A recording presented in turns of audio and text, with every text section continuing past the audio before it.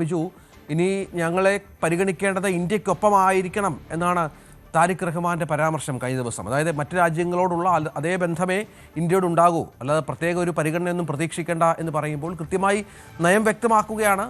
ഇന്ത്യയുമായി അത്ര സുഖകരമായിരിക്കില്ല കാര്യങ്ങൾ എന്നും കൂടി നമ്മൾ കരുതണം. രഞ്ജിത്ത്, തീർച്ചയായിട്ടും ഈ BNP എന്ന് പറയുന്ന പാർട്ടിയുടെ ഒരു പഴയ നയങ്ങൾ, അവർ സ്വീകരിച്ചിട്ടുള്ള നിലപാടുകളെല്ലാം നമ്മൾ പരിശോധിക്കുകയാണെങ്കിൽ അവരുടെ ഒരു പാർട്ടിയുടെ തുടക്കം മുതൽ തന്നെ പലപ്പോഴും ഇന്ത്യ വിരുദ്ധ നിലപാടുകൾ സ്വീകരിച്ചിരുന്നു.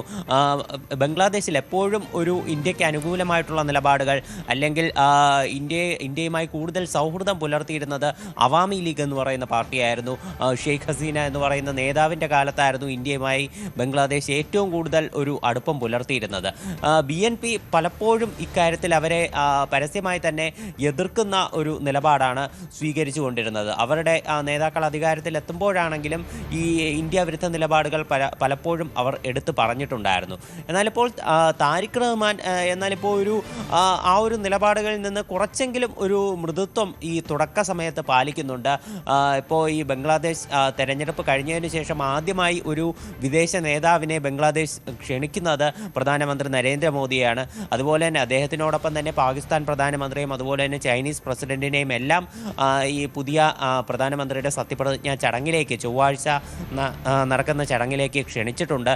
എന്നാൽ പ്രധാനമന്ത്രി നരേന്ദ്രമോദി ഈ ചടങ്ങിൽ പങ്കെടുക്കാൻ സാധ്യതയില്ല. കാര്യം ഈ ചൊവ്വാഴ്ചയാണ് ഫ്രഞ്ച് പ്രസിഡന്റ് ഇമ്മാനുവൽ മാക്രോൺ ഇന്ത്യയിലേക്ക് എത്തുന്നത്. അദ്ദേഹം ഈ AI സബ്മിറ്റ്, ഡൽഹിയിൽ നടക്കുന്ന AI സബ്മിറ്റിൽ പങ്കെടുക്കാനാണ് അദ്ദേഹം വരുന്നത്. അതുമാത്രമല്ല, പുതിയ റഫാൽ കരാറുമായി ബന്ധപ്പെട്ടിട്ടുള്ള ചർച്ചകളെല്ലാം ഈ അദ്ദേഹത്തിൻ്റെ ഇന്ത്യ സന്ദർശനത്തിൽ നടന്നേക്കുമെന്നാണ് വിവരം. അപ്പോൾ ഇത്ര നിർണായകമായിട്ടുള്ള ഒരു ഘട്ടത്തിൽ പ്രധാനമന്ത്രി നരേന്ദ്രമോദി ഇന്ത്യയിൽ നിന്ന് വിട്ടുനിൽക്കാൻ ഒരിക്കലും സാധ്യതയില്ല. അതുകൊണ്ട് ഇന്ത്യയുടെ ഒരു പങ്കാളിത്തം ബംഗ്ലാദേശിൻ്റെ ഈ സത്യപ്രതിജ്ഞാ ചടങ്ങിൽ കാണില്ല. ചിലപ്പോൾ മറ്റ് വിദേശകാര്യ മന്ത്രാലയത്തിൽ നിന്നുള്ള മറ്റ് വ്യക്തികളെയോ അല്ലെങ്കിൽ ഇന്ത്യയുടെ നയതന്ത്ര പ്രതിനിധികളോ ചിലപ്പോൾ പങ്കെടുക്കാം.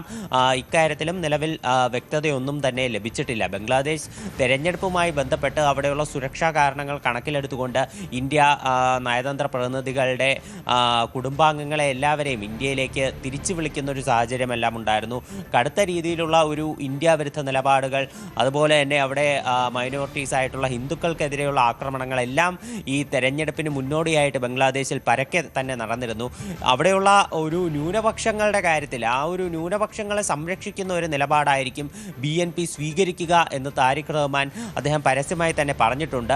അതുകൊണ്ട് തന്നെ ഈ BNP ഈ അധികാരത്തിലെത്തുമ്പോൾ അവിടെയുള്ള ന്യൂനപക്ഷങ്ങളായിട്ടുള്ള ഈ ഹിന്ദുക്കൾക്കും അതുപോലെ തന്നെ മറ്റ് മതസ്ഥർക്കും അത് ചിലപ്പോൾ ഒരു ആശ്വാസമായേക്കാം. എന്നാൽ അദ്ദേഹത്തിൻ്റെ വാക്കുകളിലുള്ള ആ ഉറപ്പ് അധികാരത്തിലെത്തുമ്പോൾ എങ്ങനെയായിരിക്കും പാലിക്കുക എന്നുള്ളത് നിർണായകം തന്നെയാണ്.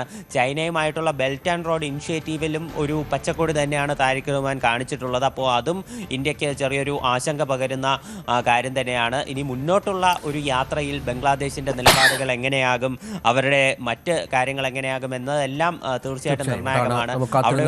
എന്താകും ബംഗ്ലാദേശിന്റെ പുതിയ ഭരണകക്ഷിയുടെ ഇന്ത്യ നയം എന്നുള്ളത്.